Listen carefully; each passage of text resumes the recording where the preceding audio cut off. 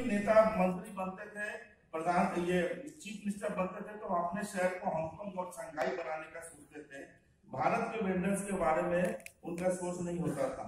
उस समय से लेके अभी तक हम लोगों ने काफी दूरी भी तय किया और बहुत सारे कानून हटे। ठेकेदारी प्रथा होता था म्यूनसिपैलिटी में, और म्यूनसिपल कॉर्पोरेशन में माफियागिरी होता था। हर एरिया में एक माफिया होता था जो रेडी वालों से, वेंडर से एक बार उन्हें ऑप्शन मिल जाता था तो मनमाने पैसे वसूलते थे। नासवी एक रजिस्टर्ड बॉडी है और एफसीआर मिनिस्ट्री ऑफ होम में भी रजिस्टर्ड है, इनकम टैक्स में भी रजिस्टर्ड है। 2004 में राष्ट्रीय पहली बार नेशनल पॉलिसी आया, उसका हम लोगों ने कैंपेन किया। और उसके बाद जो है हम लोग उस समय जो टाउन में जो टास्क फोर्स था उसके मेंबर्स थे, ड्राफ्टिंग कमेटी के मेंबर्स थे। और अभी हमारे यहाँ 934 संगठन है, करीब 10 लाख मेंबर है। जब हम 10 लाख मेंबर बोलते हैं तो ये पेड मेंबर है, हमें वो सालाना फीस देते हैं। और नासवी जो है लोगों का संगठन को खड़ा करने के लिए जाना जाता है और अकाउंटेबल संगठन बनाने का। हमारा जनरल बोर्ड महिलाएं हैं और हमारे वेंडर लीडर्स होते हैं। हर एरिया में हम लोग वेंडर्स, मार्केट लीडर्स को संगठित करते हैं और टाउन लेवल पे फेडरेशन बनाते हैं। ये हम कुछ फोटोग्राफ्स 2014 के जो कानून पास हुआ जिसमें हम लोगों ने संघर्ष किया, उसका देख रहे हैं कैसे हम लोगों ने पॉलिटिकल मोबिलाइजेशन किया था और उसके बाद ये कानून आया था। ये जो लास्ट में जब राज्यसभा में स्टक हो गया था और तो उस समय जो हम लोगों ने भूख हड़ताल किया था उसके फोटोग्राफ्स हैं, उसी कानून के कुछ फोटोग्राफ्स हैं। कानून के बारे में संजय सर ने अच्छा बताया है और मैं हर्ष मंदर जी का धन्यवाद देता हूँ। जब हम लोग बैठते थे कानून के बारे में चर्चा करने, वो बोलते थे कि तुम कानून ले आओगे उसके बाद भी नगर निगम तुम्हें हटाएगी, तो इसलिए ऐसे प्रोविजंस इसमें डालो कि उसके बावजूद ना हटाए।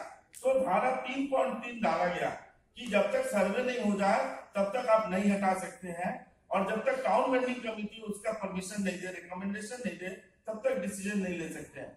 और सर मैं आपको बताना चाहता हूं कि 2014 के कानून आने के 3 महीना बाद ही जामा मस्जिद के सामने नाहर पट्टी मार्केट है, 500 वेंडर्स को हटाया गया। हम लोग हाईकोर्ट गए, हाईकोर्ट ने ऑर्डर दिया कि 3.3 के तहत इन्हें वापस लाया जाए, और वो आज भी वहां पे नाहर पट्टी में वहां पे सामने है। मगर फिर भी केंद्रीय कानून पे कुछ चुनौतियां हैं। एक तो मिस इंटरप्रिटेशन का मामला है, और जो गाइडलाइंस भेजा गया वो थोड़ा कंफ्यूजिंग था, उसके कारण कुछ प्रॉब्लम हुए। कानून के बारे में स्थानीय जानकारी नहीं है, अधिकारियों को भी बहुत सारे जगह जानकारियां नहीं है। मार्केट कमिटीज के द्वारा बहुत अपोजिशन हो रहा है, और उसमें यदि केंद्र सरकार कोई रोल प्ले कर सके। अभी हमने मेरठ में देखा, गाजियाबाद में देखा, दिल्ली के चांदनी चौक में देखा, ये मार्केट एसोसिएशन जा रहे हैं और हाईकोर्ट से वो वेंडर्स के खिलाफ ऑर्डर लेके आ जा रहे हैं। जब फिर हमें पता चलता है, फिर हम लोग जाते हैं, तब तक बहुत लेट हो जाता है। 8,000 वेंडर है और 1 लाख रुपए तक का लोन जो है उस कोऑपरेटिव के माध्यम से वेंडर्स को मिलता है। हमने कई प्लेटफॉर्म को इस्तेमाल किया। एक ऑर्गेनाइजिंग का फोटोज है, और ये जो माइक्रो फाइनेंस हम लोग कर रहे हैं उसका क्रेडिट कोऑपरेटिव सोसाइटी का है। ये हम लोगों ने, ये सर्वे का एक एग्जांपल है कि हम लोग मानते हैं कि केवल कानून नहीं बनाना चाहिए, कानून को लागू करने में हेल्प भी करना चाहिए, सरकार के साथ एंगेज भी करना चाहिए। हम लोगों ने बिहार सरकार के साथ मिलकर पूरे बिहार का सर्वे किया। हम लोगों ने बहुत सारी समस्याओं का सामना करना पड़ा। और सर मैं आपको सर्वे के बारे में बता देता हूँ कि सर्वे में क्या हुआ कि जब हम लोग कानून बना रहे थे, लोगों ने बोला एप्लीकेशन नहीं, सर्वे होना चाहिए, क्योंकि एप्लीकेशन में अन्य लोग भी अप्लाई कर देते हैं, और सर्वे जो है वो इंडिपेंडेंट एजेंसीज के माध्यम से होना चाहिए। मगर कई नगर निगम जो है, दुख का बात है, उन्होंने सर्वे को पर सर्वे कॉस्ट फिक्स कर दिया। जब पर सर्वे कॉस्ट फिक्स होता है तो एजेंसी जो है वो वेंडर्स का नंबर को बढ़ाना चाहता है, क्योंकि पैसे जो है उसको उसके अनुसार से मिलते हैं, तो वो नंबर बढ़ते चला जाता है। इसे चंडीगढ़ में किसी एजेंसी को दिया गया, मगर बिहार सरकार में हमने देखा कि उन्होंने पर शहर फिक्स किया कि शहर पूरा कंप्लीट होगा तो इतना पैसा मिलेगा। तो उसमें एजेंसी को, जो जैसे हम ही लोग एजेंसी थे वहां पे, तो नंबर बढ़ाने का कोई वेस्टेड इंटरेस्ट नहीं होता। इसलिए एक स्ट्रिक्ट गाइडलाइंस आपकी ओर से होना चाहिए कि पर वेंडर कॉस्ट नहीं होना चाहिए। लेकिन चंडीगढ़ में हमने देखा वेंडर्स को बुला के उन्होंने नाम लिखा है, उसके कारण 20,000 वेंडर्स हो गए, और अभी तक उसका प्रॉब्लम जो है वो सॉल्व नहीं हुआ। स्टेक होल्डर्स का हम लोग बात करें, टाउन वेंडिंग कमेटी का, टाउन वेंडिंग कमेटी का ये हम लोग कैसे मोबिलाइज करते हैं लोगों का, उसके कुछ एग्जाम्पल है। आधे मिनट में कहना चाहता हूँ कि एक हम लोग फूड फेस्टिवल करते हैं दिल्ली में। अब वो फूड फेस्टिवल बहुत शहरों में हो रहा है। ये हम लोगों ने 2011 से चालू किया। इसके कुछ फोटोग्राफ्स हैं। मिनिस्ट्री ऑफ टूरिज्म के सेक्रेटरी हुआ करते थे उस समय 2012 का।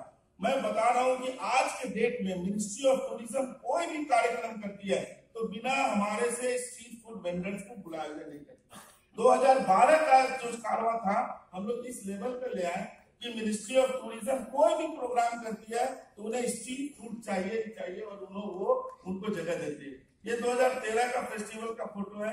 ये संजीव कपूर, बहुत सारे मास्टर शेफ्स भी आते हैं, एंडोर्स करते हैं स्ट्रीट फूड को। उसका मैं कुछ फोटोग्राफ्स है। राहुल गांधी जी आए थे, उन्हें पता चला तो वो फूड फेस्टिवल में आए थे, उसके मैं फोटो मैं दिखा रहा। इस बार जो हमने फेस्टिवल किया, FSSAI जो food safety and standard authority of India, वो हमारा कोलैबोरेटर था। दोनों ने मिल के को होस्ट किया। अब लखनऊ नगर निगम का ये है और भारत पर्व का मैं जो भारत पर्व होता है उसमें हम लोग भाग लेते हैं, उसका फोटो है। वर्ल्ड स्ट्रीट फूड कांग्रेस होता है, उसमें हम लोग मेंबर हैं, वहां पे हम लोग पार्टिसिपेट करते हैं। हम लोग सारे स्टेक होल्डर के साथ एंगेज करते हैं। ये मिनिस्ट्री ऑफ कंज्यूमर और CII के साथ है, उसका फोटो है। कई सारे कार्यक्रम में वो हमारे फूड वेंडर्स को अवार्ड देते हैं। तो ये जो फूड प्रोग्राम हम लोगों ने किया, इसमें सोसाइटी ने हमारे बारे में पूरा सोच बदल दिया। जब फूड सेफ्टी एक्ट आया था, लोगों का कहना था इसमें जो गरीब फूड बिजनेस वाले हैं उनको अब निकाल दिए जाएंगे, मगर ऐसा कुछ नहीं हुआ। और ये मैं बीट सांघवी, इस बार उन्होंने जो हमारे बारे में लिखा है, मैं एक लाइन उनके बारे में पढ़ के सुनाता हूँ। I try and go every year to the street food festival organized on the grounds of Delhi's Jawaharlal Nehru Stadium by the National Association of Street Vendors. I go there for 3 reasons. The first and the most important is that the National Association of Street Vendors does great work in standing up for the rights of roadside food vendors who are the most abused and exploited people in the entire food business. तो ऐसे लोगों ने जो है, ऐसे लोगों को हमने इन्वॉल्व करके पूरा सोच बदलने का प्रयास किया कि जो मोहल्ले का फूड वेंडर है वो कितना बड़ा चीज है कि वो पिज्जा हट आपके लिए बड़ा चीज नहीं है। जो रूल्स एंड स्कीम्स थे उसके बारे में सर ने प्रेजेंट किया। रूल्स और स्कीम्स पे चर्चा हो गया, इसलिए उस पर चर्चा करना बेकार है। टाउन वेंडिंग कमेटी पे मैं यही कहूंगा, मैं भी कुछ टाउन वेंडिंग कमेटी अटेंड किया। 2002 में मैं ILO गया था जेनेवा। पहली बार असंगठित मजदूरों पे चर्चा था और उसमें मैंने देखा कि ट्राइपार्टाइट का तो बात होता है, मगर जो असंगठित मजदूर है उसके लिए क्या फोरम है? कोई फोरम नहीं है। टाउन वेंडिंग कमेटी, सर मैं श्योर करता हूं कि इससे सुंदर फोरम हम लोग सपना में भी नहीं सोच सकते थे। अब जरूरत यह है कि इस टाउन वेंडिंग कमेटी को कैसे मजबूत बनाया जाए, कैसे सुंदर बनाया जाए, कैसे सशक्त बनाया जाए। हम लोग भी अपनी ओर से बहुत सारा ट्रेनिंग कर रहे हैं, ट्रेनिंग मटेरियल इकट्ठा कर रहे हैं और एक वेंडर को, उसके प्रतिनिधि को कमिश्नर के सामने राउंड टेबल पे आप देख सकते हैं, कुछ फोटोग्राफ में इसमें डाला हुआ हूँ, पुलिस ऑफिसर के साथ बात करना एक इतना अच्छा फीलिंग देता है। और यदि उसमें से हम रिजल्ट निकल पाए तो मैं बता रहा हूँ कि ये दुनिया को रास्ता दिखाएगा कि सिटीजन पार्टिसिपेशन शहरों में कैसे अच्छे तरीके से हो सकता है। ये हमारे लिए बहुत बड़ा प्रॉमिस रखता है और साथ में बहुत बड़ा चुनौती रखता है कि इस टाउन वेंडिंग कमेटी को हम कैसे एक अच्छे रिजल्ट के रूप में कन्वर्ट कर। मैंने कुछ बिहार में भी फोटो जस्ट देहरादून का मीटिंग का है। बिल्डिंग जोन्स के कुछ एग्जांपल्स है, जबलपुर से हमारे साथी आए। मैं रिक्वेस्ट करूंगा, कुछ अलग अलग शहरों के साथी है, बनवारी जी है जयपुर से, इन्होंने हाई कोर्ट को इतना बखूबी से इस्तेमाल किया है वेंडर्स के राइट्स को इम्प्लीमेंट करवाने में कि ये भी सीख है।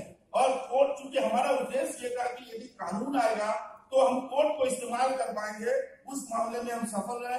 कुछ ये ID कार्ड्स के फोटो है, आपके केवल मैं सैंपल के लिए डाल रहा हूँ।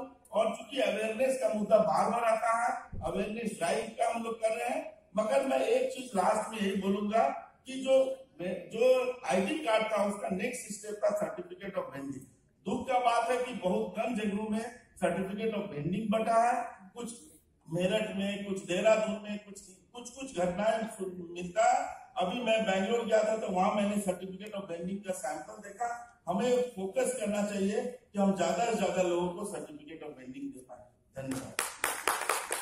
Thank you, Mr. Singh. I invite Ms. Ankita Upreti, member of the Seva National Council.